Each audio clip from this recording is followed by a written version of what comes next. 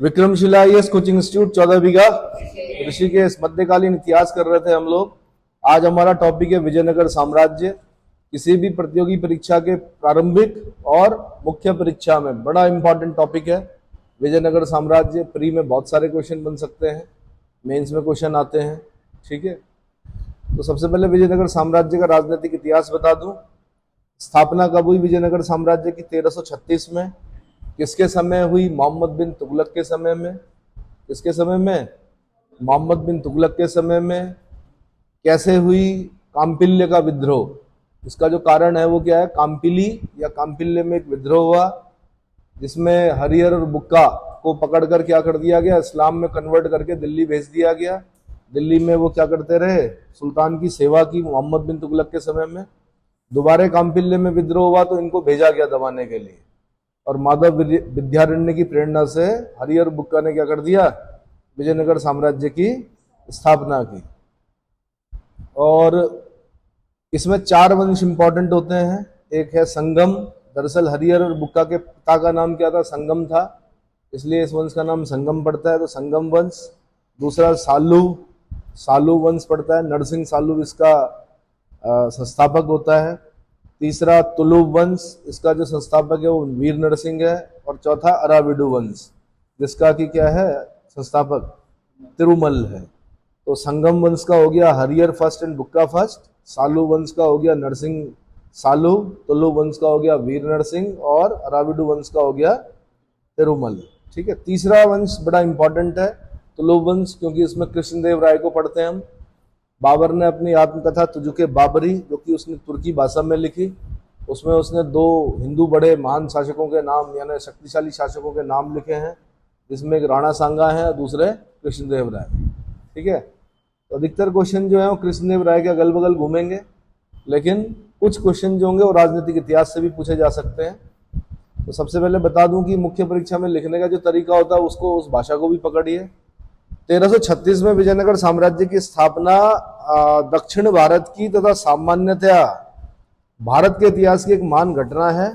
दक्षिण भारत में तुगलक सत्ता के विरुद्ध होने वाले राजनीतिक और सांस्कृतिक आंदोलन के परिणाम स्वरूप विजयनगर साम्राज्य की स्थापना हुई। राजनीतिक और सांस्कृतिक आंदोलन के परिणाम स्वरूप, इस लाइन पर खास ध्यान देना है, यूपीएससी ऐसे क्वेश्चन पूछती है। दूसरा, मैंने कहा कि दक्षिण भारत के और भारत के इतिहास में एक महान घटना है विजयनगर साम्राज्य की स्थापना। सन जरूर याद कर लीजिएगा, 1336। ठीक है, इसके बाद 1347 में बहमनी साम्राज्य की स्थापना होती है।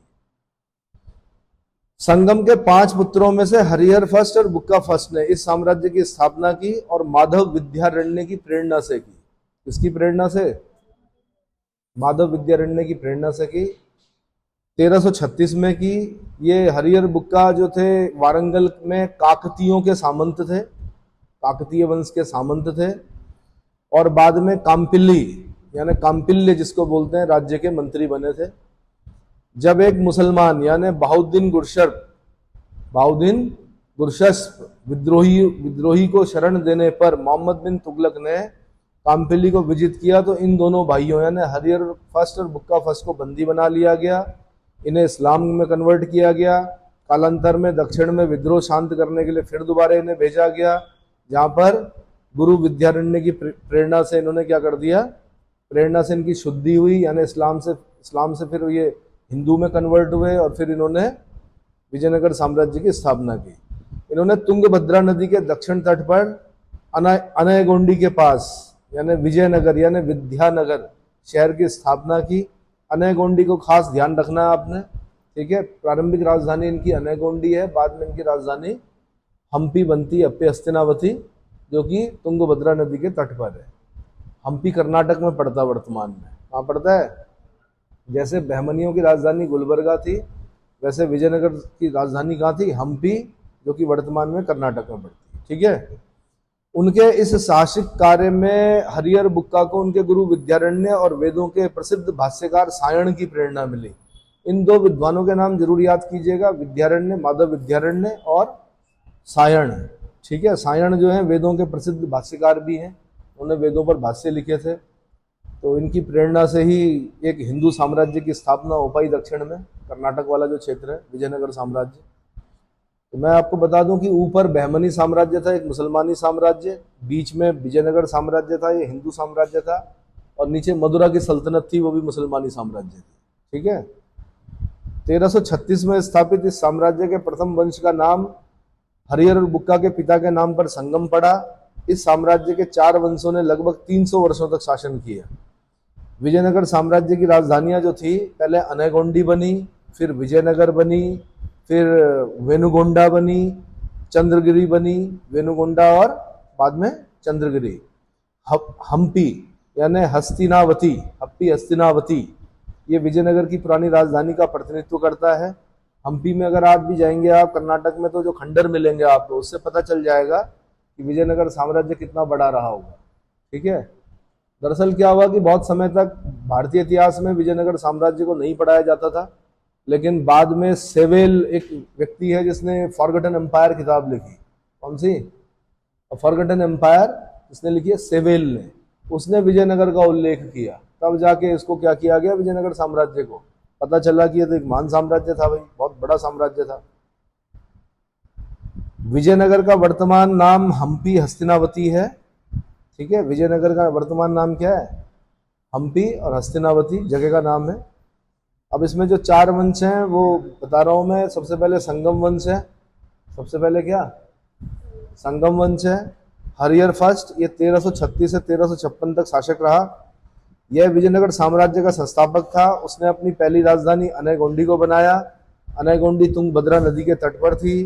बाद में विजयनगर को दूसरी राजधानी बनाया। ठीक है। 1346 में उसने होयसाल राज्य को जीतकर विजयनगर साम्राज्य में मिला लिया। होयसाल राज्य को जीतकर विजयनगर साम्राज्य में मिला दिया। 1352-53 में हरिहर ने मदुरा की मुसलमानी सल्तनत पर विजय प्राप्त की और उस पर अपना अधिकार कर लिया। उसने राज्य में कृषि विकास के लिए कार्य किए। उसने काकतीय राज व्यवस्था का अनुसरण करके अपने राज्य को देश, स्थल और नाडुओं में विभक्त किया। 1356 में हरिहर प्रथम की मृत्यु हो गई। ठीक है। तो मदुरा को विजित किया, ये बड़ा काम था इसका। एक आगे चल के पढ़ेंगे आप, कुमार कंपन की पत्नी गंगा देवी किताब लिखती है जिसका नाम है मदुरा विजयम। ये क्वेश्चन बना है, यूपीएससी का क्वेश्चन है। मदुरा विजयम किसने लिखी? आंसर गंगा देवी ने लिखी, कुमार कंपन की पत्नी है। ठीक है। कुमार मतलब राजकुमार, कंपन की पत्नी। अगला है बुक्का प्रथम। ये 1356 से 1377 तक गद्दी पर बैठा। हरिहर का उत्तराधिकारी उसका भाई बुक्का प्रथम हुआ। यह 1346 ईस्वी से ही संयुक्त शासक के रूप में शासन कर रहा था, लेकिन हरिहर की मृत्यु के बाद यह पूर्ण रूपेण शासक बन गया। 1374 ईस्वी में बुक्का प्रथम ने चीन में एक दूतमंडल भेजा। मैंने कहा जो भी राजा चीन में अपना दूतमंडल भेजेगा वो इंपॉर्टेंट होगा। तो चीन में अपना राजदूत या दूतमंडल भेजने वाला विजयनगर का प्रथम शासक कौन था? आंसर बुक्का प्रथम। ठीक है। कब से कब तक? 1356 से 1377। 1377 में उसने मदुरै को जीता।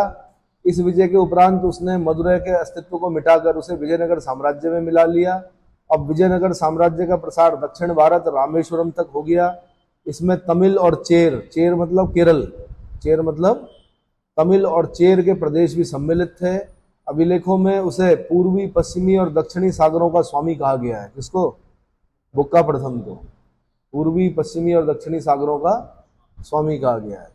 उसने बहमनी सुल्तान मोहम्मद शाह प्रथम के साथ भी युद्ध किया और उसके साथ समझौता किया, जिसके कारण कृष्णा तुंगभद्रा नदी के बीच का जो दोआब है, रायचूर दोआब, ठीक है, ये कृष्णा तुंगभद्रा नदियों के दोआब पर या रायचूर दोआब पर विजयनगर का अधिकार हो गया। तो इस पर कई बार क्वेश्चन पूछता है कि विजयनगर और बहमनियों के बीच में युद्ध का प्रमुख कारण क्या था? तो आंसर रायचूर दोआब। किन नदियों के बीच में है? कृष्णा और तुंगभद्रा के बीच में है। ठीक है, कृष्णा और तुंगभद्रा के बीच में। तो बहमनी सुल्तान मोहम्मद शाह प्रथम के साथ युद्ध किया था इसने। मोहम्मद शाह प्रथम का नाम याद रखना है आपने। ठीक है। धार्मिक दृष्टि से उसने हिंदू धर्म की सुरक्षा का दावा किया और वेद मार्ग प्रतिष्ठापक की उपाधि ग्रहण की। वेद मार्ग प्रतिष्ठापक इसकी उपाधि थी। आंसर बुक्का प्रथम की थी। वेद मार्ग प्रतिष्ठापक बहुत इंपॉर्टेंट। परंतु उसने जैन, बौद्ध, ईसाई और मुसलमान आदि सभी को पूर्ण धार्मिक स्वतंत्रता प्रदान कर रखी थी। उसने वेद और अन्य धार्मिक ग्रंथों की नवीन टीकाएं लिखवाई और तेलुगु साहित्य को प्रोत्साहन दिया। तेलुगु साहित्य को प्रोत्साहन दिया। बुक्का प्रथम के समय में कृष्णा नदी को बैमनी और विजयनगर साम्राज्य की सीमा मान लिया गया। तो बुक्का के समय में विजयनगर और बैमनियों के बीच की जो सीमा रेखा थी वो किसे माना गया? आंसर कृष्णा नदी को, क्योंकि तुंगभद्रा वाला क्षेत्र तो इनके पास था। तुंगभद्रा और कृष्णा के बीच वाला जो दोआब था, रायचूर दोआब, वो भी इन्हीं के पास था।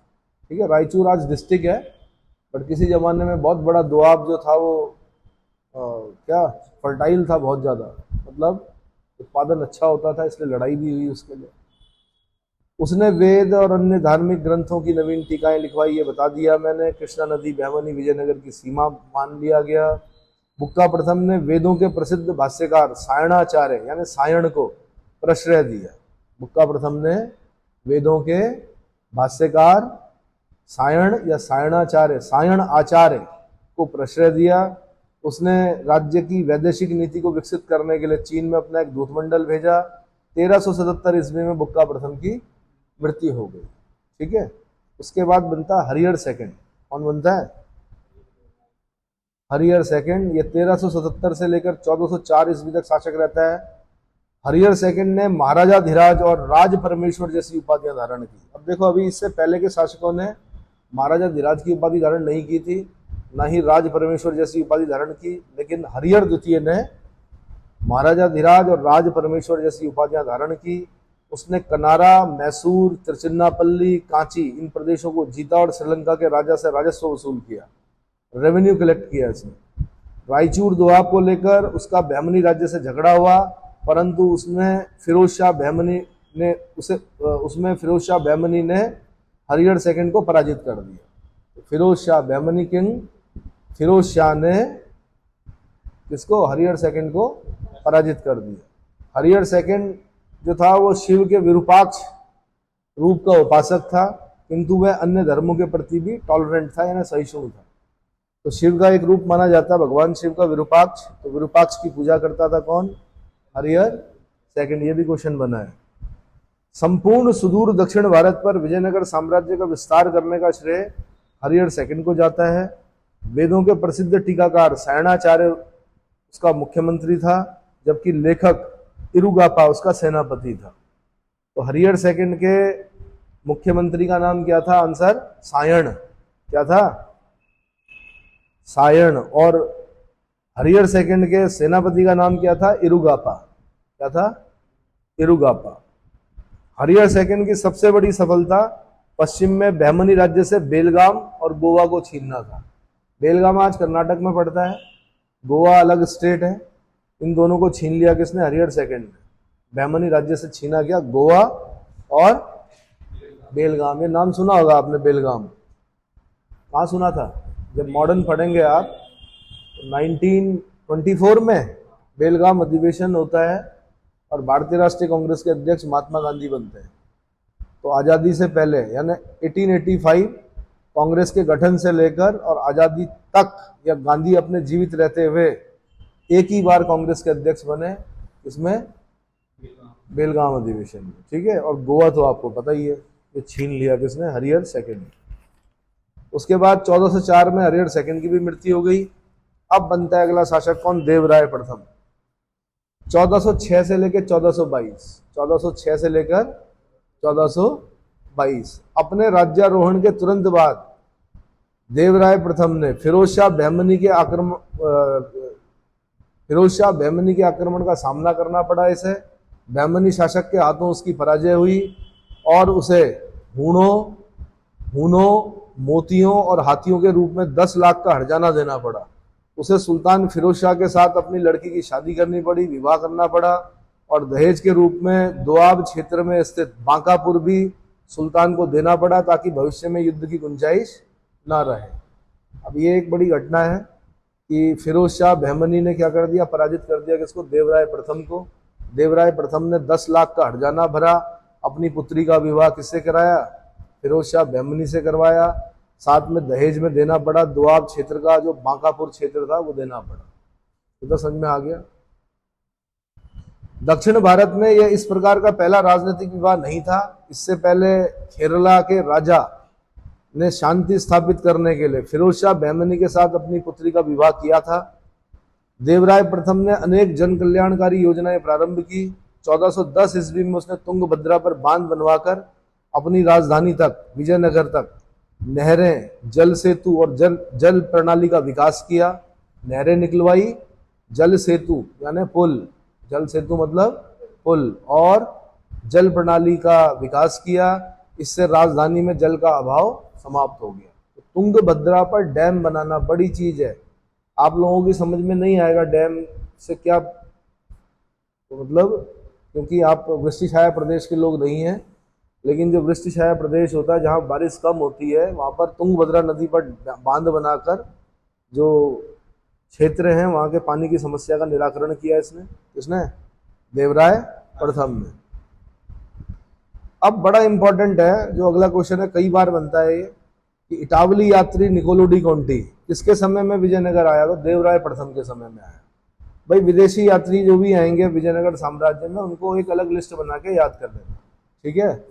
इटावली यात्री मतलब इटली का यात्री निकोलो डी कोंटी देवराय प्रथम के शासनकाल में 1420 में उसने विजयनगर की यात्रा की।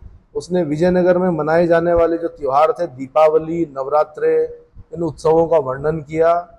निकोलो डी कोंटी ने विजयनगर साम्राज्य में प्रचलित बहुविवाह प्रथा और सती प्रथा का भी उल्लेख किया, सती प्रथा का भी उल्लेख किया। तो ऐसे क्वेश्चन बनते हैं कि विजयनगर साम्राज्य में सती प्रथा का उल्लेख करने वाला जो पहला विदेशी यात्री जिसने भ्रमण किया वहां का, वो कौन था? निकोलो डी कोंटी, इटली का यात्री था। इतना क्लियर हो गया। बहुविवाह प्रथा का भी, पॉलीगैमी जिसको बोलते हैं, बहुविवाह प्रथा का भी उसने क्या क्या उल्लेख किया है। देवराय प्रथम विद्वानों का मान संरक्षक था। उसके दरबार में हरविलासम और अन्य ग्रंथों के रचनाकार निवास करते थे। वह प्रसिद्ध व्यक्तियों को मुक्त सत्तागार से सम्मानित किया करता था। उसके समय में विजयनगर दक्षिण भारत में विद्या का केंद्र बन गया और 1422 ईस्वी में देवराय प्रथम की मृत्यु हो गई। उसके बाद बनता देवराय सेकंड, ये 1422 से लेकर 1446 ईस्वी तक शासक रहता है। यह इस वंश का महानतम शासक था, यानी संगम वंश का महानतम शासक कौन है? देवराय सेकंड। उसकी प्रजा उसे इमाडी देवराय कहती थी, साथ में प्रौढ़ देवराय कहती थी, प्रौढ़ देवराय या प्रौढ़ देवराय, और महान देवराय कहती थी। क्या कहती थी? तो देवराय जो सेकंड है इस वंश का महानतम शासक है, संगम वंश का। विजयनगर साम्राज्य के प्रथम वंश संगम वंश का महानतम शासक है। अगर पूरे विजयनगर का महानतम शासक पूछेगा तो कृष्ण देवराय है, लेकिन अगर सिर्फ ऐसे पूछेगा विजयनगर साम्राज्य में संगम वंश का महानतम शासक कौन है, तब देवराय सेकंड, तब क्या है। लेकिन अगर पूछेगा विजयनगर साम्राज्य का महानतम शासक कौन है, तो कृष्ण देवराय जो कि तुलु वंश में आता है। किसमें आता है? तुलु वंशी कृष्ण देवराय। अच्छा, देवराय सेकंड के अभिलेख संपूर्ण विजयनगर साम्राज्य से प्राप्त हुए हैं और उसका शासनकाल संगम युगीन विजयनगर साम्राज्य के वैभव और समृद्धि की पराकाष्ठा का सूचक है। उसकी प्रजा ने उसे इमाडी देवराय और साथ ही प्रौढ़ देवराय या प्रौढ़ देवराय और महान देवराय नाम से अभिहित किया। सामान्य जन उसे हिंदू पौराणिक आख्यानों में दैवीय शासक इंद्र का अवतार मानते थे। इसका अवतार मानते थे, इंद्र का अवतार मानते थे। उसके अभिलेखों में उसके लिए गजवेटकर उपाधि अर्थात हाथियों के शिकारी का उल्लेख हुआ है। तो यहां से कई बार क्वेश्चन बना है, गजवेटकर किसकी उपाधि थी? आंसर देवराय सेकंड की थी, हाथियों का शिकारी। अपनी सेना को शक्तिशाली बनाने और बहमनियों की बराबरी के लिए उसने सेना में मुसलमानों की भर्ती की और उन्हें जागीरें प्रदान की। तो मुसलमानों को सेना में भर्ती करने वाला जो शासक है वो कौन है? Devaraya second, Devaraya second.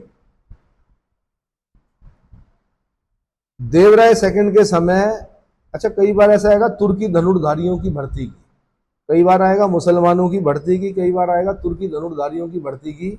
धनुर्धारी मतलब धनुष बाण चलाने वाले, एरो एंड बो, है ना। देवराय सेकंड के समय फारसी जो यात्री है, ईरानी, फारस बोलते हैं ईरान को, अब्दुल रज्जाक, इसने विजयनगर साम्राज्य की यात्रा की। अब्दुल रज्जाक जो था वो ईरान के शासक यानी फारस के शासक, ईरान के शासक मिर्जा शाहरुख के दूत के रूप में भारत आया था। ये आईएएस का क्वेश्चन है कि देवराय सेकंड के समय में जो ईरानी राजदूत अब्दुल रज्जाक आया था विजयनगर की यात्रा पर, वो किसका राजदूत बनकर आया था? किसके दूत के रूप में आया था? आंसर, मिर्जा शाहरुख के दूत के रूप में आया था। वह विजयनगर को संसार के सबसे शानदार नगरों में एक मानता है। वो कहता है जितने मैंने देखे और सुने उसमें सबसे शानदार जो साम्राज्य है वो कौन सा है? विजयनगर साम्राज्य है। ठीक है। न्यूनिज, एक पुर्तगाली यात्री है न्यूनिज, वो कहता है कि क्विलान, श्रीलंका, पुलिकट, पेगू, तेनसरीम यानी बर्मा और मलाया। तेनसरीम किसको कहा जाता है? बर्मा और मलाया के राजा देवराय सेकंड को कर देते थे। ये न्यूनिज जो है ये अच्युत देवराय के समय में आता है। किसके समय में? अच्युत देवराय के समय में आता है। ठीक है, पुर्तगाली है न्यूनिज। पर ये यहाँ पर मतलब मैं बताना चाह रहा हूँ कि अपने उल्लेखों में लिखता है वो कि देवराय सेकंड को ये सब लोग कर देते थे। कौन कौन? क्विलान, श्रीलंका, पुलिकट, पेगू, तेनसरीम। तेनसरीम मतलब बर्मा और मलाया, मलेशिया। मलाया मतलब मलेशिया। देवराय सेकंड साहित्य का महान संरक्षक था और स्वयं संस्कृत का एक निष्णांत विद्वान था। संस्कृत का निष्णांत विद्वान था। उसने 2 संस्कृत ग्रंथों की रचना की। एक तो महानाटक सुधानिधि, कौन सा? महानाटक सुधानिधि, और दूसरा वादरायण के ब्रह्मसूत्र पर टीका लिखी इसने। वादरायण के, महर्षि वादरायण का जो ब्रह्मसूत्र है उस पर टीका लिखी। और एक ग्रंथ है इसका, कौन सा? महानाटक सुधानिधि। विजयनगर साम्राज्य में अगर कोई भी शासक कुछ लिख रहा है वो इंपॉर्टेंट है, क्योंकि आगे चल के पढ़ेंगे आप। अब जब कृष्णदेवराय में जाएंगे ज्यादा तो वहां से बनते हैं क्वेश्चन कि आमुक्त माल्यदा किसने लिखी? कृष्णदेवराय ने लिखी। किस भाषा में लिखी? तेलुगु में लिखी। विसुवितीय किसने लिखी? जामवंती कल्याणम किसने लिखी? है ना। फिर आगे तो अष्टदिग्गज भी आएंगे, उन्होंने क्या क्या लिखा। तो साहित्य, मैंने कहा यूपीएससी पॉइंट ऑफ व्यू से लिटरेचर जो है वो बड़ा इंपॉर्टेंट होता है, उसको जरूर ध्यान रखिएगा। ठीक है। तो ब्रह्मसूत्र पर टीका लिखी किसने? वादरायण के ब्रह्मसूत्र पर टीका लिखने वाला विजयनगर साम्राज्य का शासक कौन था? देवराय सेकंड। और महानाटक सुधानिधि नामक पुस्तक जो लिखने वाला विजयनगर साम्राज्य का शासक है वो भी कौन है? देवराय सेकंड। देवराय सेकंड ने कोंड विधु पर विजय प्राप्त करके उसे अपने साम्राज्य में मिला दिया। उसने तेलुगु के प्रसिद्ध कवि श्रीनाथ को कवि सार्वभौम की उपाधि से सम्मानित किया और उसे कनकाभिषेक सम्मान से सम्मानित किया। तो श्रीनाथ नामक कवि किस विजयनगर साम्राज्य के शासक के समय सम्मानित किए गए? आंसर, देवराय सेकंड के समय में। तो श्रीनाथ जी को क्या उपाधि दी गई? कवि सार्वभौम। सार्वभौम बोलते हैं यूनिवर्सल। कवि सार्वभौम मतलब यूनिवर्सल पोइट, यूनिवर्सल, सार्वभौमिक, सार्वभौम। समझ में आ गया? यूनिवर्सल पोइट कौन है? कि श्रीनाथ जी हैं। कौन कह रहा है? देवराय सेकंड कह रहा है। और कनकाभिषेक सम्मान से भी सम्मानित किया। देवराय सेकंड ने लिंगायत धर्मावलंबी मंत्री लकन्ना को दक्षिणी सागर का स्वामी नियुक्त किया। लकन्ना, ये बड़ा इंपॉर्टेंट है भाई, ये नाम लकन्ना। देवराय सेकंड के समय लकन्ना को दक्षिणी सागर का स्वामी नियुक्त किया गया। और ये जो लकन्ना था ये लिंगायत धर्मावलंबी था। कौन सा धर्मावलंबी? लिंगायत धर्मावलंबी था। थोड़ा इनका नाम याद रखना। लकन्ना जो है वो विजयनगर साम्राज्य में पढ़ रहे हैं। लकन्ना क्या पढ़ रहे हैं? और अगर बोलेगा मदन्ना और अकन्ना, तो मदन्ना और अकन्ना जो है गोलकुंडा में, इसमें ध्यान रखना, कंफ्यूजन हो जाता है। लकन्ना जो है वो देवराय सेकंड के समय में विजयनगर साम्राज्य में, और मदन्ना और अकन्ना जो है वो गोलकुंडा में। गोलकुंडा के मंत्री हैं, हिंदू हैं, मदन्ना अकन्ना। ठीक है। अगला है मल्लिकार्जुन। ये 1446 से 1465 तक शासक बनता है। उसके समय में उड़ीसा और बहमनी राज्यों ने विजयनगर पर आक्रमण किया। मल्लिकार्जुन ने इसे मल्लिकार्जुन का एक अन्य नाम प्रौढ़ देवराय भी है। देखो भाई, देवराय सेकंड को भी प्रौढ़ देवराय, प्रौधा देवराय बोलते थे। वैसे क्या बोलते थे? कभी कभी प्रौढ़ देवराय भी बोलते थे, लेकिन प्रौढ़ देवराय जो मेन है वो मल्लिकार्जुन को कहा गया। उसने भी अपने पिता देवराय सेकंड की भांति गजबेटगर की उपाधि धारण की, हाथियों का शिकारी। उसके शासनकाल में विजयनगर साम्राज्य का पतन प्रारंभ हो गया। तो उपाधियां रखने से नहीं होता ना खाली, उपाधि रख दी गजवेटकर और सामना किसी का कर नहीं पाए। तो उसके शासनकाल में विजयनगर साम्राज्य का पतन प्रारंभ हो गया। चीनी यात्री माहुआन ये 1451 ईस्वी में मल्लिकार्जुन के समय में विजयनगर में आया। अब देख लो भाई, पहले बता दूं, चीनी यात्री इनके क्रम याद रखना जरा, कौन कौन से पढ़े आपने, मेन कौन कौन पढ़े।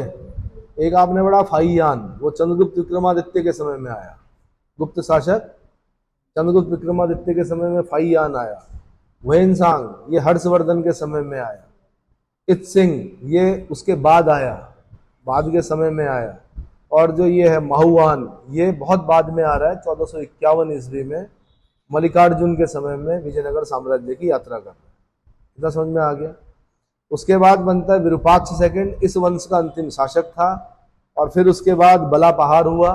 बलापहार मतलब प्रथम बलापहार कहा जाता है जब संगम वंश के अंतिम शासक को की हत्या करके उसको पराजित करके दूसरा जो व्यक्ति बैठता है और सालू वंश की स्थापना करता है तो उसको प्रथम बलापहार कहा जाता है। विजयनगर साम्राज्य के इतिहास में प्रथम बलापहार कब हुआ, जब विरूपाक्ष सेकंड को हरा दिया गया और नरसिंह सालू क्या हुआ, राज सिंहासन पर बैठा।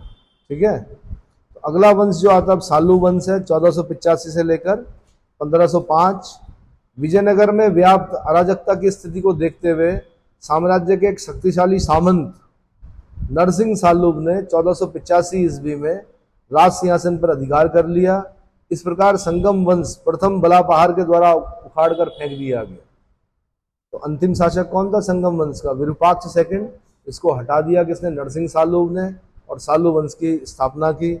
विजयनगर के द्वितीय राजवंश का जो संस्थापक है यानी सालू वंश का संस्थापक है वो सालूब नरसिंह था। सालूब नरसिंह ने सेना को शक्तिशाली करने के लिए अरब व्यापारियों को अधिक से अधिक घोड़े आयात करने के लिए प्रोत्साहित किया।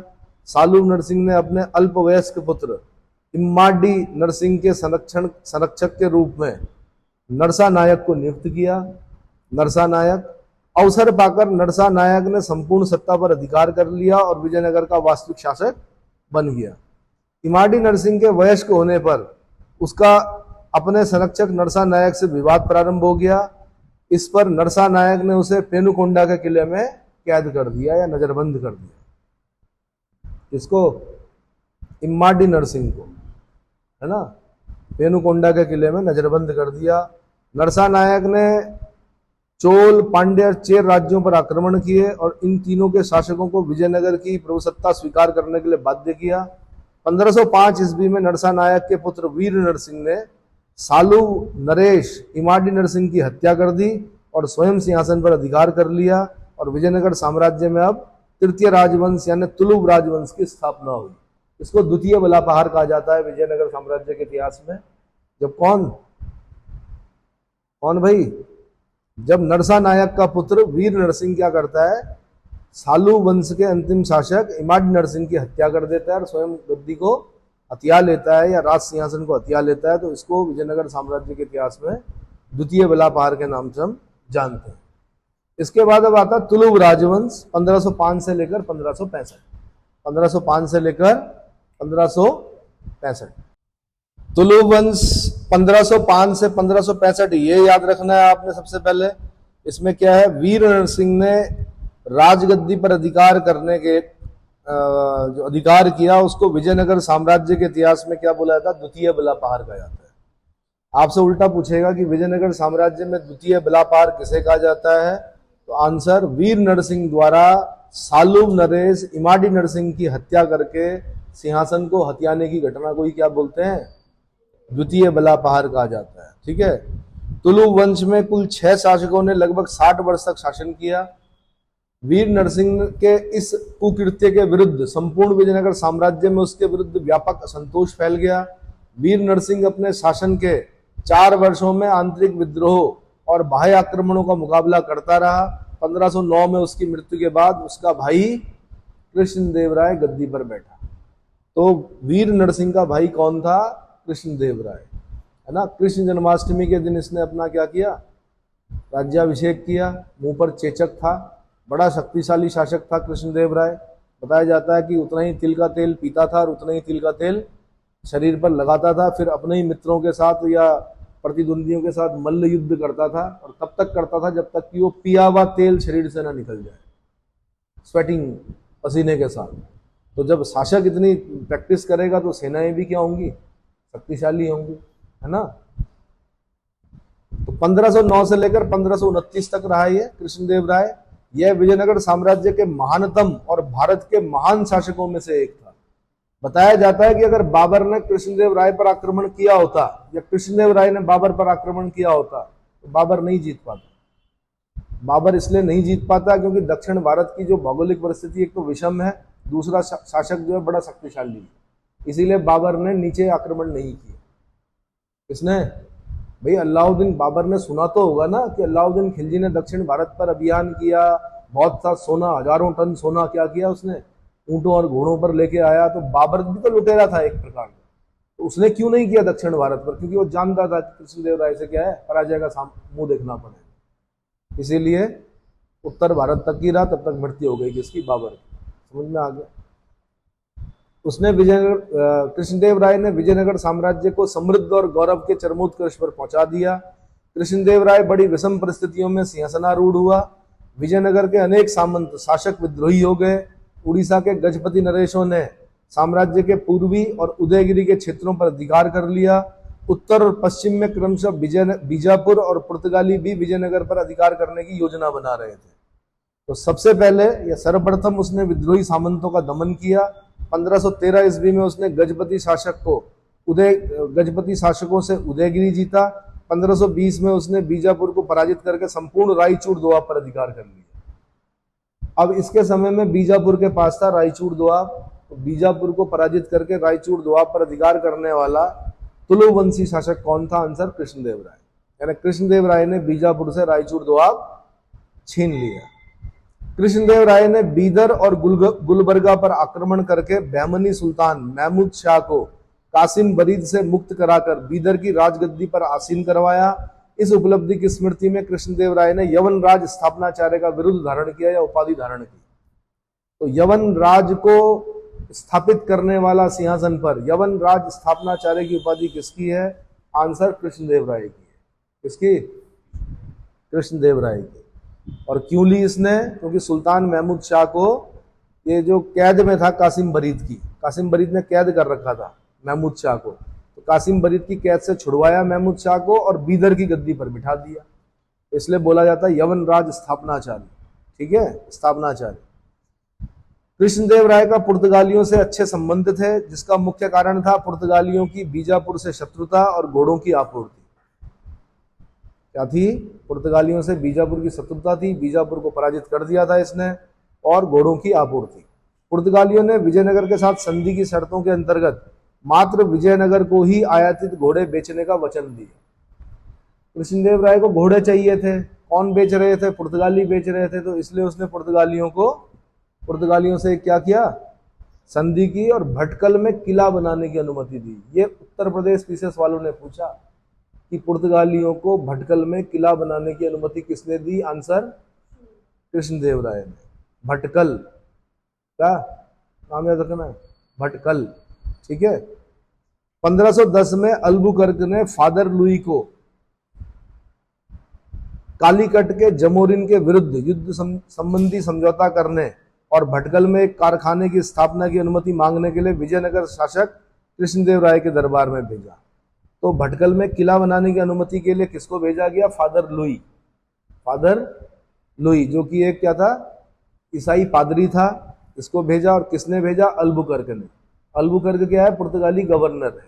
अल्बुकर्क कौन है? पुर्तगाली गवर्नर है। ठीक है। और साथ में जमोरिन के विरुद्ध युद्ध संबंधी समझौता करने के लिए। कालीकट का राजा कौन था? जमोरिन। भाई पुर्तगाली जब आए सबसे पहले तो कहां पर आए? कालीकट में आए। कालीकट कहां पड़ता है? मालाबार कोस्ट में पड़ता है। मालाबार कोस्ट किसको बोलते हैं? केरला वाला कोस्ट जो है मालाबार कोस्ट बोलते हैं। ये सुना होगा आपने। कौन आया था सबसे पहले? Vasco da Gama. तो वास्को डिगामा किसके पास आया? कालीकट के राजा जमोरिन के पास आया।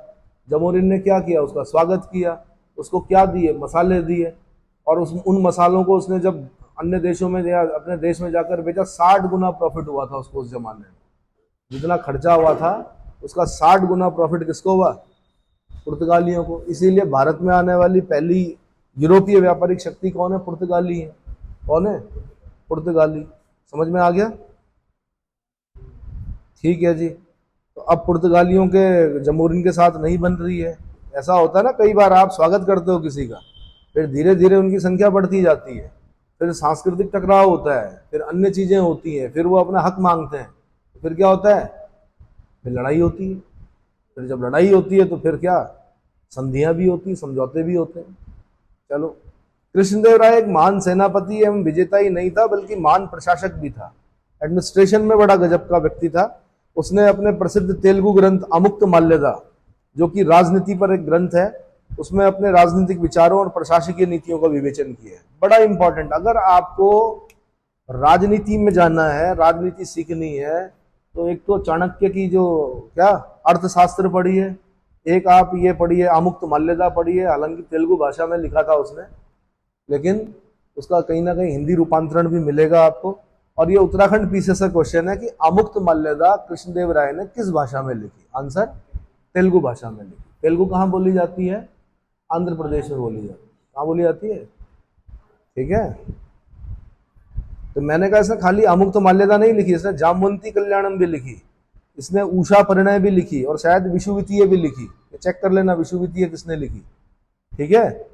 जामवंती कल्याणम और उषा परिणय जो लिखी उसने, वो संस्कृत भाषा में लिखी। किस भाषा में? इसका मतलब वो तेलुगु भाषा का भी अच्छा ज्ञाता है और संस्कृत भाषा का भी अच्छा ज्ञाता है। कौन? कृष्णदेव राय। अच्छा, थोड़ा सा अगर आपको आइडिया चाहिए तो बहुत पहले एक नाटक आता था, भारत एक खोज, डिस्कवरी ऑफ इंडिया। ये नेहरू ने इंदिरा गांधी को, अपनी पुत्री इंदिरा गांधी को इतिहास से परिचित कराने के लिए एक पुस्तक लिखी थी, जिसका नाम था डिस्कवरी ऑफ इंडिया। ठीक है। तो उस जमाने में दूरदर्शन में आता था, बहुत पहले की बात है। ओमपुरी ने उसमें कृष्णदेव राय की भूमिका अदा की है। तो डिस्कवरी ऑफ इंडिया में जाना, कृष्णदेव राय के बारे में देखना हल्का फुल्का।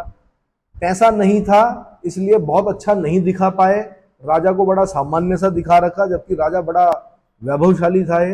लेकिन फिर भी हल्का फुल्का आपको आइडिया मिल जाएगा कि कृष्णदेव राय की नीतियां क्या थी, है ना। तो अब आपने ज्यादा जो ध्यान रखना है, उत्तराखंड का जो लेवल था शुरू शुरू में क्वेश्चन पूछने का, वो ये था कि अमुक्त माल्यदा किस भाषा में लिखी? आंसर, तेलुगु भाषा में। समझ में आ गया? उसी साल उन्होंने ये भी पूछा था कि बाबर ने अपनी आत्मकथा तुजुके बाबरी किस भाषा में लिखी? तुर्की भाषा में। किसमें? तुर्की भाषा में, है ना। और कृष्णदेव राय ने अमुक्त माल्यदा किस भाषा में लिखी? तेलुगु भाषा में। अमुक्त माल्यदा की विषय वस्तु क्या है? राजनीति पर ग्रंथ है। ठीक है। राजनीति शास्त्र के कुछ ग्रंथ मैं बता दूं आपको। एक तो मैकियावेली का है द प्रिंस। मैकियावेली ने क्या लिखी है? The Prince. और एक चाणक्य का जो अर्थशास्त्र है, वो इकोनॉमिक से संबंधित नहीं है, उसका जो विषय वस्तु है वो public administration and political science है। ठीक है। पॉलिटी के बारे में, राजा के कर्तव्यों के बारे में लिखा गया है। ऐसे ही कृष्णदेव राय ने अमुक्त माल्यदा में राजनीति पर ग्रंथ लिखा। साथ में संस्कृत भाषा में जामवंती कल्याणम और उषा परिणय की रचना की। वह अपने ग्रंथ अमुक्त माल्यदा में राजस्व के विनियोजन और अर्थव्यवस्था के विकास पर विशेष बल देते हुए लिखता है कि राजा को तालाबों एवं सिंचाई के अन्य साधनों एवं अन्य कल्याणकारी कार्यों के द्वारा प्रजा को संतुष्ट रखना चाहिए। राजा को कभी धर्म की अवहेलना नहीं करनी चाहिए। धर्म की अवहेलना नहीं करनी चाहिए। एक महान प्रशासक होने के साथ साथ वह एक महान विद्वान, विद्या प्रेमी और विद्वानों का उदार संरक्षक भी था, जिसके कारण उसे अभिनव भोज के रूप में भी जाना जाता है। तो एक चीज, फिर ये उत्तराखंड का ही क्वेश्चन है भाई, आंध्र भोज, अभिनव भोज किसकी उपाधि थी? आंसर कृष्णदेव राय। आंध्र भोज और अभिनव भोज किसकी उपाधि थी? कृष्णदेव राय की। यवन राज स्थापनाचार्य किसकी उपाधि थी? आंसर कृष्णदेव राय की। और अगर मैं पूछूं कि वेद मार्ग प्रतिष्ठापक किसकी उपाधि थी, तो बताओ। हाजी, वेद मार्ग प्रतिष्ठापक। हाँ, तो बुक्का प्रथम बोलो ना भाई। वेद मार्ग प्रतिष्ठापक किसकी उपाधि थी? बुक्का प्रथम की थी। और गजबेटकर किसकी उपाधि थी? देवराय सेकंड की थी। और क्या देवराय सेकंड के बेटे मल्लिकार्जुन की नहीं थी? तो मल्लिकार्जुन भी बोलो फिर। प्रौढ़ देवराय, प्रौधा देवराय किसकी उपाधि थी? देवराय सेकंड की, प्रौधा देवराय बोला मैंने, है ना। और प्रौढ़ देवराय किसकी उपाधि थी? मल्लिकार्जुन की। किसकी? मल्लिकार्जुन। कृष्णदेवराय के शासनकाल को तेलुगु साहित्य का क्लासिकल एज माना जाता है, क्लासिकल युग माना जाता है। उसके दरबार में तेलुगु के 8 महान विद्वान निवास करते थे, जिन्हें अष्टदिग्गज कहा गया। अब यहां से एक बड़ा कंफ्यूजन क्रिएट हो जाता है, पूछता है अष्टदिग्गज किसके दरबार में थे? तो आंसर कृष्णदेवराय के दरबार में थे। दूसरा क्वेश्चन पूछता है अष्टदिग्गज कौन थे? तो महान कवि, 8 महान तेलुगु कवि, महान 8 तेलुगु कवि, जिनमें एक कवि का नाम तो जरूर सुना होगा आपने, तेनाली राम रामकृष्ण। नाम सुना है तेनाली राम का? वो इसी में थे, अष्टदिग्गज में, तेनाली राम रामकृष्ण। लेकिन इसमें जो सबसे महत्वपूर्ण थे वो कौन थे? अल्लाह सिन पेडन्ना। कौन थे? अल्लाह सिन पेडन्ना। समझ में आया?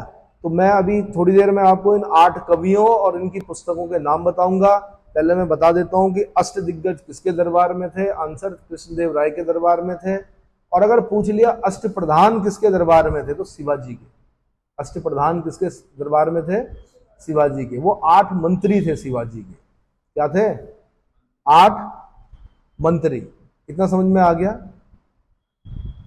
अष्टदिग्गज तेलुगु कवियों में अल्लाह सिन पेडन्ना प्रथम स्थान पर थे, जो संस्कृत और तेलुगु दोनों भाषाओं के ज्ञाता थे। उनकी जो प्रसिद्ध रचना थी वो स्वरोचित संभव थी और मनुचरित। स्वरोचित संभव और मनुचरित। तो अब क्या है, तेनालीराम रामकृष्ण को आप लोग जानते हैं क्योंकि आपने कॉमिक्स पढ़ी होंगी, उनकी किताबें पढ़ी होंगी। लेकिन मैंने कहा नंबर 1 पे अष्टदिग्गजों में कौन थे? अल्लाह सिन पेडन्ना। और उनकी किताब का नाम याद रखना आपने, स्वरोचित संभव और मनुचरित। मनुचरित। मनुचरित का एक नाम हरिकथा सरन समूह भी है। हरिकथा सरन समूह मनुचरित को ही बोला जाता है। दूसरे तेलुगु कवि जो इंपॉर्टेंट कवि हैं वो है नंदी तिम्मन। इन्होंने लिखी है पारिजात हरण। पारिजात जो स्वर्ग का वृक्ष था, ठीक है, तो पारिजात हरण, उस स्वर्ग के वृक्ष का हरण किया जाता है, चोरी की जाती है, उसके बारे में लिखा हुआ है पारिजात हरण। नंदी तिम्मन ने लिखी है। अगले तेलुगु कवि हैं अष्टदिग्गजों में भट्टमूर्ति। इन्होंने नरसबुयालियम लिखी, बहुत बहुत इंपॉर्टेंट, नरसबुयालियम। और एक लिखी इन्होंने हरिचंद्रन लोपाख्यानम। हरिचंद्रन लोपाख्यानम। अगले तेलुगु कवि हैं धुर्जटी। इन्होंने कलहस्ती महात्म्य लिखी। कलहस्ती महात्म्य लिखी। उसके बाद भद्दयगीर मल्लन, अगले जो कवि हैं तेलुगु कवि, उनका नाम है भद्दयगीर मल्लन। उन्होंने लिखी राजशेखर चरित। राजशेखर चरित। उसके बाद अच्युल राजू रामचंद्र। अच्युल राजू रामचंद्र ने लिखी सकल कथा सार संग्रह और रामाभ्युदयम। रामाभ्युदयम। रामाभ्युदय मतलब राम जी का अभ्युदय। क्या क्या लिखी? सकल कथा सार संग्रह और रामाभ्युदय किसने लिखी? अच्युल राजू रामचंद्र ने लिखी। फिर लिखी पिंगली सुर्रन ने लिखी राघव पांडवीय। राघव पांडवीय। पिंगली सुर्रन ने क्या लिखी? राघव पांडवीय। और फिर एक जाना माना नाम आपने सुना होगा तेनालीराम रामकृष्णन। इन्होंने लिखी पांडुरंग महात्म्य। पांडुरंग महात्म्य। इनका ये दक्षिण भारत में बहुत मतलब काफी रिस्पेक्टेबल बुक है। पांडुरंग महात्म्य किसने लिखी? तेनालीराम रामकृष्ण ने। तो ये अष्टदिग्गजों के नाम बता दिए मैंने आपको, ठीक है। इसमें सबसे ऊपर जो अल्लाह सिन पेडन्ना है और सबसे जो ज्यादा जिन्हें जाना जाता है वो तेनालीराम रामकृष्ण है, ठीक है। उसके बाद कृष्णदेव राय ने अनेक मंदिरों, मंडपों, तालाबों आदि का निर्माण करवाया। अपनी राजधानी विजयनगर के निकट, अपनी राजधानी विजयनगर के निकट नागलापुर नामक नगर की स्थापना की। उनके शासनकाल में पुर्तगाली यात्री डोमिंगो पायस ने विजयनगर साम्राज्य की यात्रा की। वह कुछ समय तक कृष्णदेव राय के दरबार में भी रहा। तो पुर्तगाली यात्री डोमिंगो पायस मैंने आपको बता दिया। कभी कभी तो क्वेश्चन क्या करता हो, मैच करने के लिए देगा। जैसे बोलेगा देव राय फर्स्ट, तो उसके आगे आपने लिखना है इटली का यात्री निकोलो डी कॉन्टी। क्या लिखना है? दूसरा बोलेगा देवराय सेकंड, उसके समय में बोलना है आपने अब्दुल रज्जाक, ईरानी राजदूत अब्दुल रज्जाक। और ये भी लिखना साथ में कि ईरानी राजा मिर्जा शाहरुख का राजदूत अब्दुल रज्जाक। पूरा लिखना उसमें। क्या लिखोगे? ईरानी राजा, ईरान के शासक मिर्जा शाहरुख का राजदूत अब्दुल रज्जाक, ये देवराय सेकंड के दरबार में आया। फिर मैंने बताया आपको कृष्णदेव राय के दरबार में आपने लिखना है डोमिंगो पायस। क्या लिखना है आपने? डोमिंगो पायस, ये भी पुर्तगाल का यात्री है। एक नाम आपने लिखना है किसका? बारबोसा का, ये भी कृष्णदेव राय के दरबार में आता है। कौन? डुआर्टो बारबोसा, ये भी पुर्तगाली यात्री है। फिर आपने एक नाम लिखना है फेराओ नूनिस का नाम। ये नूनिस जो है वो अच्युत देव राय के समय में विजयनगर साम्राज्य की यात्रा करता है। कौन?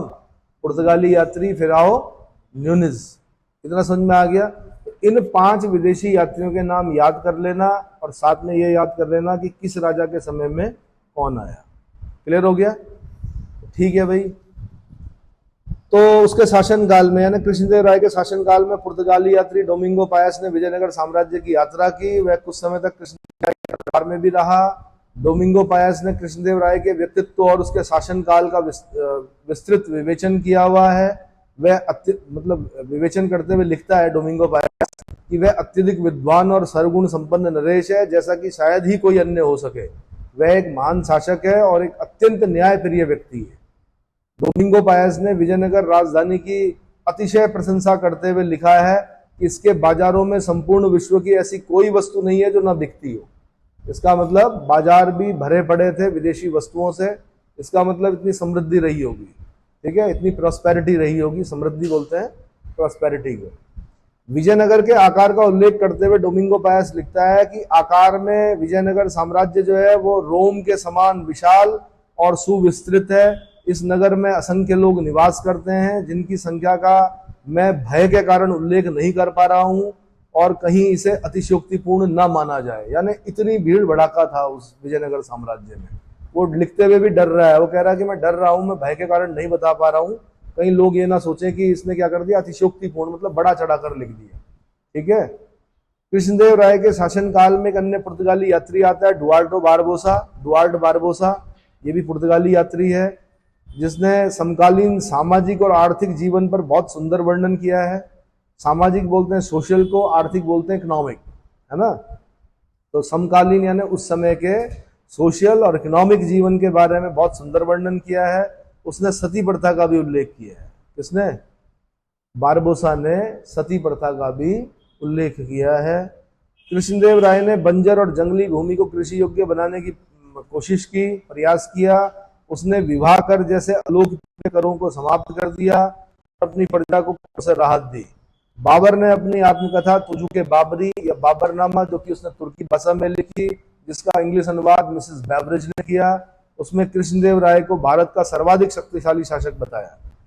कृष्णदेव राय ने हजारा मंदिर, विठल स्वामी मंदिर, इनका निर्माण कर, बहुत बहुत इंपॉर्टेंट, हजारा मंदिर और विठल स्वामी मंदिर। बल्कि अभी जाकर मोबाइल पर जाइए, हजारा मंदिर को देखिए और विठल स्वामी मंदिर को देखिए। साथ में ये देखिए किन देवताओं को समर्पित है। भगवान राम का मंदिर कौन सा है, ठीक है। तो हजारा मंदिर और विठल स्वामी मंदिर। देखो विठल विठल तो जहाँ आएंगे भगवान कृष्ण के रूप माने जाते हैं विठल, ठीक है। हजारा मंदिर जो भगवान राम का है। हजारा मंदिर और विठल स्वामी के मंदिर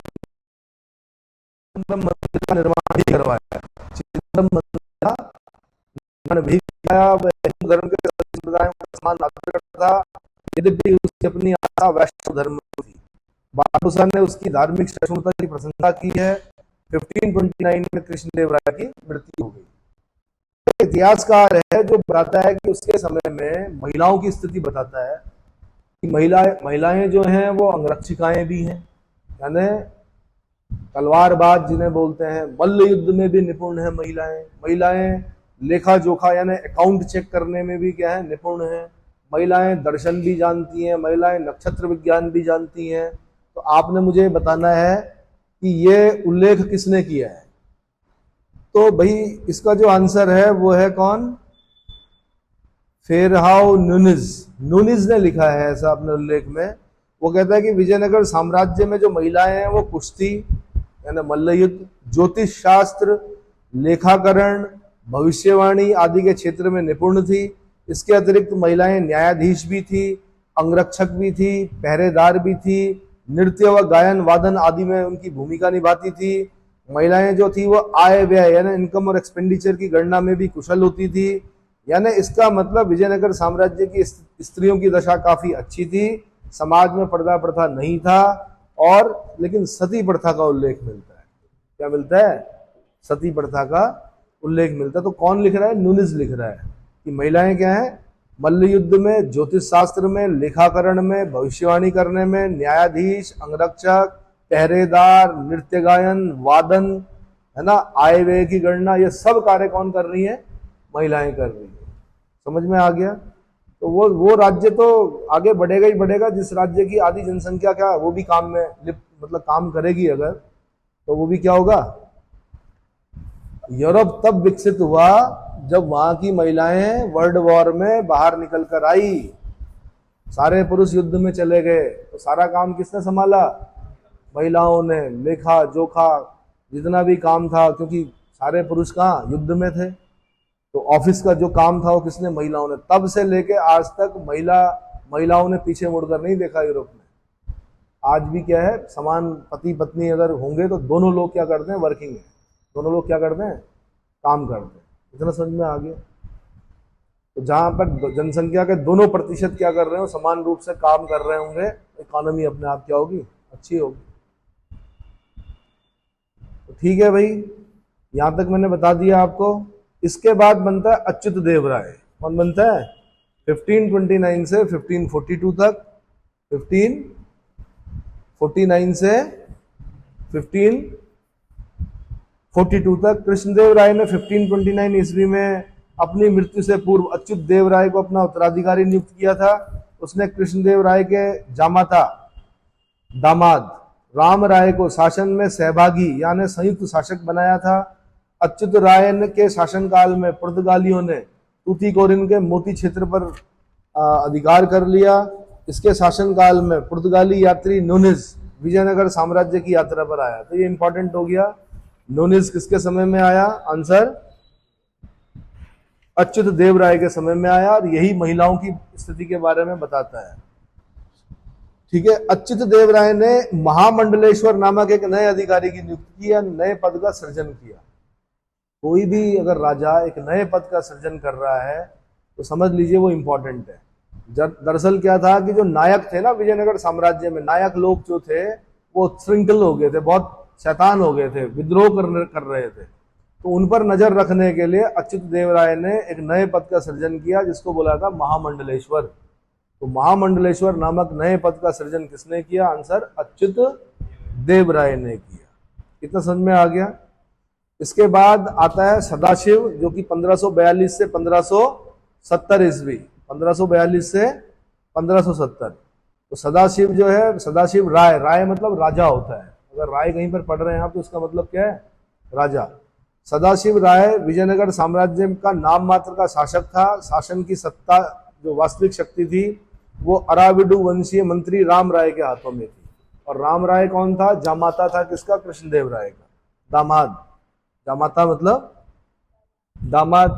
तो सदाशिव जो मतलब जो सारी शक्ति जीजा जी ने हाथ में ले रखी है, और जो ब्रदर इन लॉ है वो बेचारा क्या नाम मात्र का शासक है।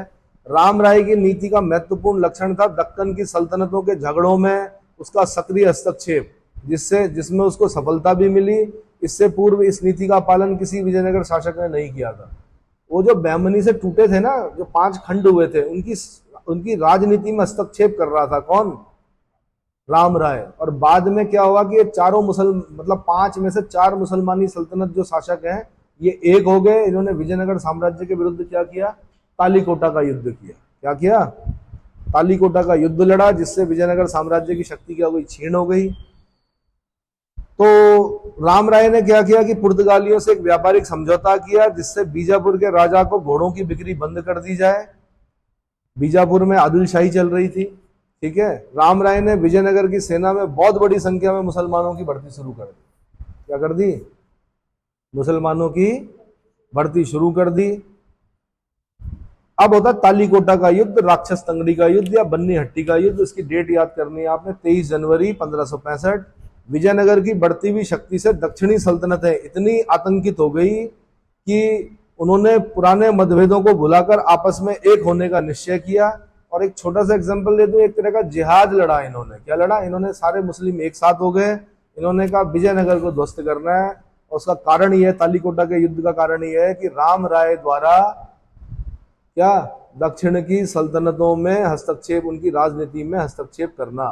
ठीक है, तालीकोटा युद्ध के समय विजयनगर का शक्तिशाली शासक विजयनगर का शासक जो था वो सदाशिव राय था। सदाशिव राय नाम मात्र का शासक था, सारी शक्ति किसके हाथ में थी? राम राय के हाथों में थी। दक्षिणी सल्तनतें अपने शत्रु को पराजित करने के लिए उन्होंने एक सैनिक महासंघ का गठन किया। विजयनगर साम्राज्य विरोधी इस महासंघ में बरार ने भाग नहीं लिया, ये ध्यान रखना आपने। किसने भाग नहीं लिया? बाकी अहमदनगर, बीजापुर, गोलकुंडा, बीदर, यानी अहमदनगर की निजामशाही, बीजापुर की आदिलशाही, बीजापुर की आदिलशाही, गोलकुंडा की कुतुबशाही और बीदर की बरीदशाही, बीदर की बरीदशाही, इन सब ने भाग लिया। इनमें इनका जो नेता था वो बीजापुर का आदिल शाह था, बीजापुर का आदिल शाह। ठीक है, बरार की इमाद शाही ने इसमें भाग नहीं लिया। गोलकुंडा और बरार के मध्य पारस्परिक शत्रुता के कारण बरार इसमें शामिल नहीं हुआ। युद्ध की शुरुआत बीजापुर के सुल्तान अली आदिल शाह, इसका नाम हाईलाइट कर दीजिए भाई, नेता जो था वो कौन था? अली आदिल शाह था। उसने विजयनगर से रायचूर, दोआब, मुदगल, अदोनी आदि किलों की वापसी की मांग की। राम राय ने इस मांग को ठुकरा दिया। 23 जनवरी 1565 में संयुक्त सेनाओं ने तालीकोटा, राक्षस तंगड़ी, बन्नी हट्टी के युद्ध में विजयनगर की सेना को बुरी तरह पराजित किया। 70 वर्षीय राम राय वीरता पूर्वक लड़ा, किंतु उसे घेरकर मार दिया गया। इसी युद्ध में अहमदनगर के हुसैन निजाम शाह ने राम राय के मरने के बाद चिल्लाकर कहा था, अब मैंने तुमसे बदला ले लिया है, अल्लाह जो सजा देना चाहे दे दे। इस युद्ध का प्रत्यक्षदर्शी सेवेल था, जिसने की अ फॉरगॉटन एम्पायर किताब लिखी है। Sewell, who wrote the book a forgotten empire? Answer Sewell. तो जब सेवेल की किताब मिली तब इसको सिलेबस में रखा गया विजयनगर साम्राज्य को। ठीक है, विजयनगर शहर को निर्ममता पूर्वक लूटा गया। बन्नी हट्टी और तालीकोटा के युद्ध को सामान्य रूप से विजयनगर साम्राज्य के शानदार युग का अंत माना जाता है। इस युद्ध का वास्तविक कारण विजयनगर के प्रति दक्षिण सल्तनतों की समान ईर्ष्या और घृणा थी। यह एक प्रकार का राजनीतिक युद्ध था, धार्मिक भी बोल सकते हो आप, राजनीतिक तो था ही, साथ में धार्मिक भी था।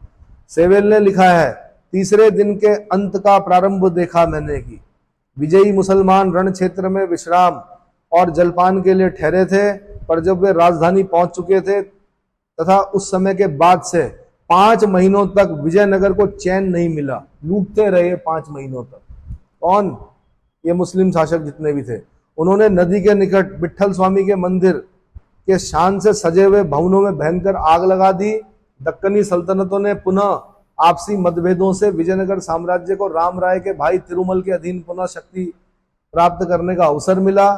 तालीकोटा के 2 प्रांत विदेशी यात्री सीजर फ्रेडरिक ने विजयनगर की यात्रा की और स्थिति का वर्णन किया। ये उत्तराखंड पीछे से क्वेश्चन है कि तालीकोटा के युद्ध के बाद वहां की विजयनगर की यात्रा करने वाला वो विदेशी यात्री कौन था, जिसने कहा कि अब विजयनगर सिमटकर बहुत छोटा हो गया है? Answer Caesar Frederick. इसका नाम याद करना, उत्तराखंड में पहले पूछा जा चुका है।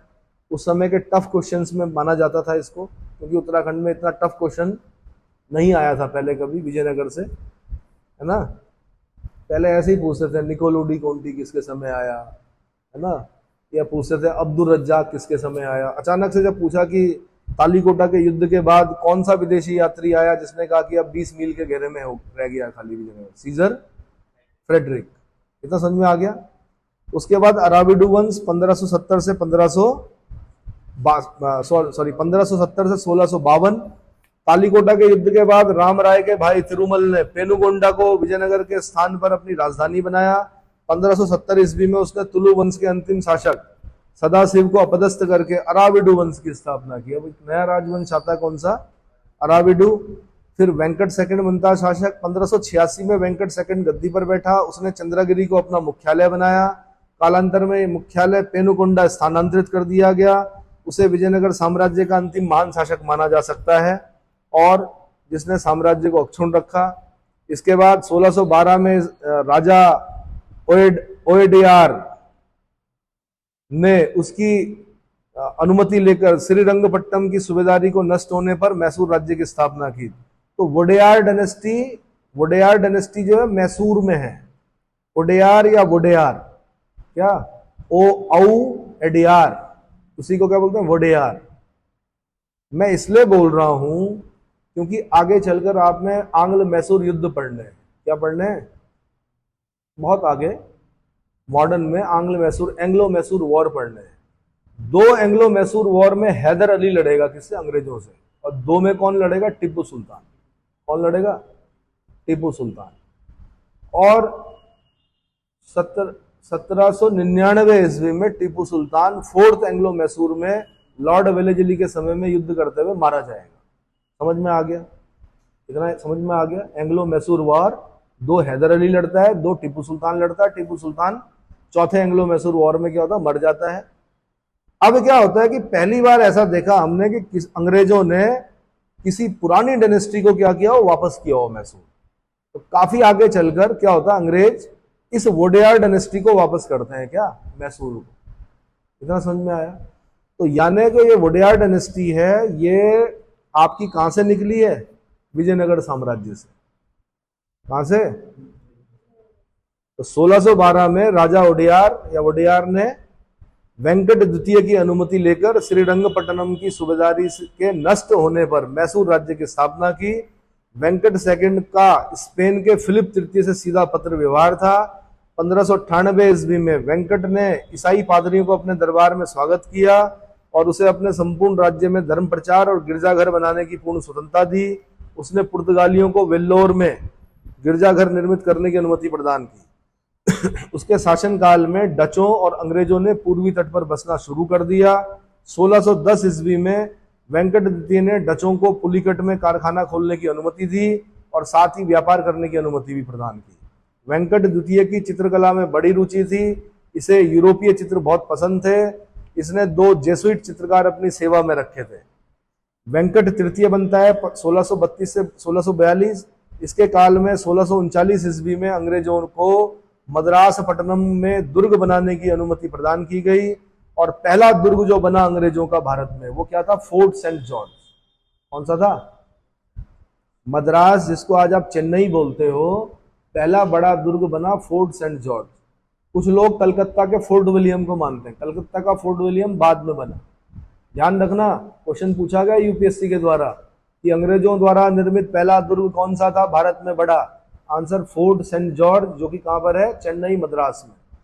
और फोर्ट विलियम कहां है? वो कलकत्ता में, वो बाद में बना। क्लियर हो गया भाई? अराविडू वंश यद्यपि 17वीं शताब्दी के मध्य तक जीवित रहा, लेकिन विजयनगर के अधिकतर नायकों ने अपनी स्वतंत्रता घोषित कर दी। रंग तृतीय जो है, श्रीरंग तृतीय, ये विजयनगर का अंतिम शासक था। श्रीरंग तृतीय, ये यूपी वालों ने पूछा क्वेश्चन, विजयनगर साम्राज्य का अंतिम शासक। आंसर श्री रंग तृतीय। ठीक है, तो आपको वहां मिल जाएगा श्रीरंगपट्टनम, इस तरह के नाम मिल जाएंगे। श्रीरंगपट्टनम, है ना, श्रीरंग तृतीय, विजयनगर का अंतिम शासक। अगले लेक्चर में मैं आपको विजयनगर साम्राज्य के प्रशासन के बारे में